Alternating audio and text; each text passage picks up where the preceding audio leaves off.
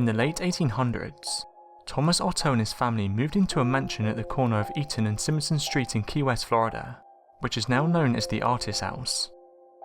The Ottos were known to be stern with their servants, sometimes even mistreating them. It was the treatment of one such servant that provides a twist in this story. This woman was hired to take care of their son Robert. One day Mrs. Otto supposedly witnessed her practicing black magic in their backyard, and subsequently fired her. Before she left, the woman gave Robert a lifelike doll which stood 3 feet tall, had buttons for eyes, human hair, and was filled with straw.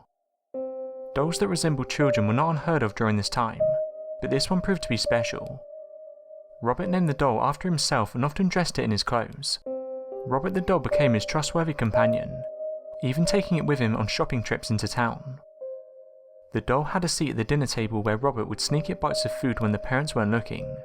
Robert would even be tucked into bed with the boy at night. Soon this innocent relationship took on a strange nature. Soon after, Robert chose to be referred to by his middle name, Jean. This was after being scolded by his mother. He told her that Robert was the doll's name, not his. Jean was often heard in his toy room having conversations with Robert. Jean would say something in his childish manner and responses could be heard in a much lower voice. Sometimes Jean would become very agitated, worrying the servants and his mother. She would on occasion burst in to find her son cowering in the corner, while Robert sat perched in a chair or on the bed glaring at him. However, this was only the beginning. Household objects would be found thrown across the room. Jean's toys turned up mutilated and giggling could be heard. Whenever these unusual acts took place, Jean always said Robert did it. The boy took the punishment but always insisted the blame was Robert's. As the mischief grew, more and more servants took their leave as new ones were hired. The Ottos' relatives felt it was time to do something. With the recommendation of the great aunt, Jean's parents removed Robert from his care and placed him in a box in the attic. This is where he resided for many years. After the death of his father, Jean was willed his boyhood home. He decided to live in the Victorian mansion with his new wife. Jean had become an artist and felt the house was spacious and would provide a place for him to paint. He went into the attic and dusted off his childhood toy. He became attached to the doll despite his wife's displeasure. Jean would take the doll along with them everywhere they went. He even sat in his favourite little chair while Jean and his wife slept nearby. The turret room became Robert's domain after Mrs. Otto moved him back into the attic. Their marriage slowly became sour until Mrs. Otto supposedly went insane and died of unknown reasons. Jean followed soon behind. Robert supposedly attacked people, sometimes locking them in the attic. People who passed by claimed to hear evil laughter coming from the turret room. Robert remained in the empty house by himself until a new family purchased the mansion and restored it. The doll was once again moved to the attic.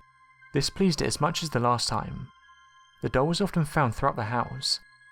On one certain night, Robert was found at the foot of the owner's bed giggling with a kitchen knife in his hand. This was enough to send them fleeing from the home. Robert was later moved to the East Martelli Museum in Key West, where he sits perched in a glass box. Despite his new living quarters, the doll was believed to not have given up his menacing ways. Visitors and employees claim to have seen the doll move. His smile has been known to turn into a skull. One employee cleaned Robert, turned off all the lights and left for the night.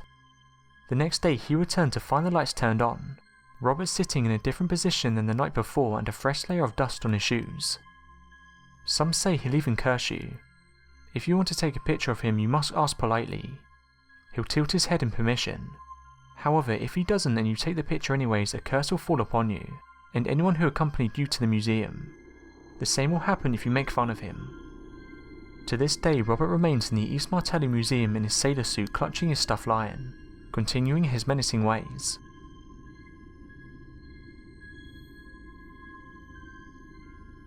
Thanks for watching, and don't forget to subscribe for more countdown videos.